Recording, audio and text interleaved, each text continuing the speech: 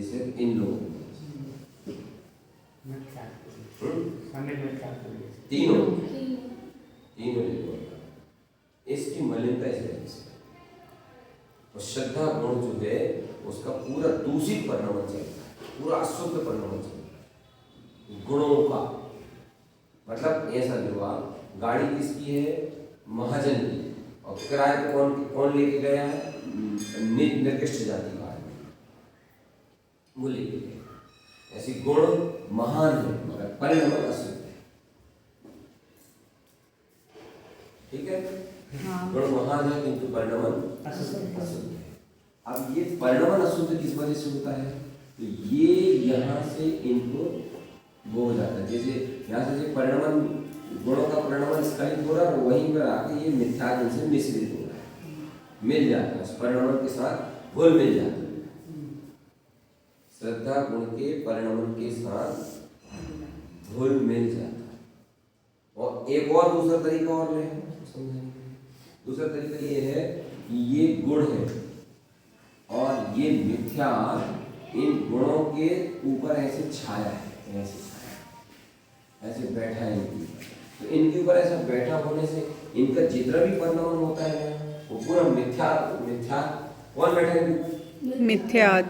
हाँ, मिथ्यात का आवरण उसके ऊपर ढका हुआ है। गुण हमारी आत्मा के अनंत गुण जो है वो कैसे ढके हैं, मिथ्या से। तो मिथ्या से ढके होने से हमारे अनंत गुणों का जो परिणाम है वो पूरा मिथ्या विपरीत। जैसे बर्फ की सिल्ली एक रेड कलर के कपड़ा से बिल्कुल ढकी हुई है, तो उसका जितना पानी निकल रहा है वो पूरा लाल है। बर्फ लाल नहीं है, बर्फ का परिणाम लाल हो रहा है।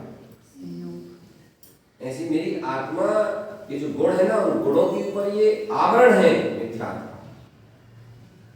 इसलिए मेरे गुणों का सारा परिणाम जितना भी है वो मिथ्यात्व रूप हो रहा है। और देखो इन गुणों का जो परिणाम मिथ्यात्व रूप, जो तीनों लदे रही जाती है, जो मिथ्यात्व रूप हो रहा है इन गुणों का परिणाम, इन गुणों का परिणाम जो मिथ्यात्व रूप हो रहा है, इस वजह से इस आत्मा को मिथ्या दृष्टि कहा।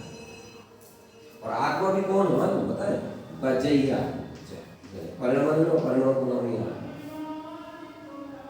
स्वभाव आत्मा नहीं है, स्वभाव टंकोत्र की है, स्वभाव तो शुद्ध चेतन है।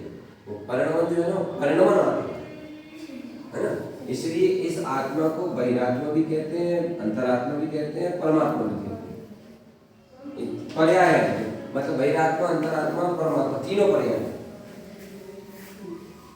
तीनों पर्याय, तीनों परिणाम। शुद्धात्मा तीनों से, तीनों पर्याय, तीनों परिणाम। शुद्धात्मा तीनों से हटके। जे जब मतलब ये पर्याय घातीय कर्म से रहित हो जाए तो ये परमात्मा कहलाने लगती है।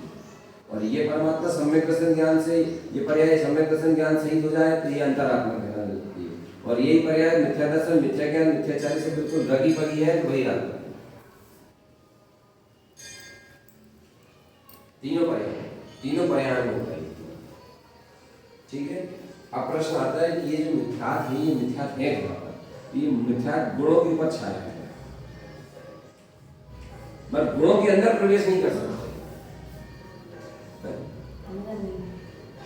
अंदर प्रवेश नहीं कर सकता। जी बोल रहे हैं, हाँ नहीं सर, अंदर नहीं कर सकता। ये ऊपरी सत्य पे छाया है, तो ऊपरी सत्य पे छाया हुआ होने के कारण से उन गुणों का जो स्खलन हो रहा है, परिणाम हो रहा है, उसको मलिन करना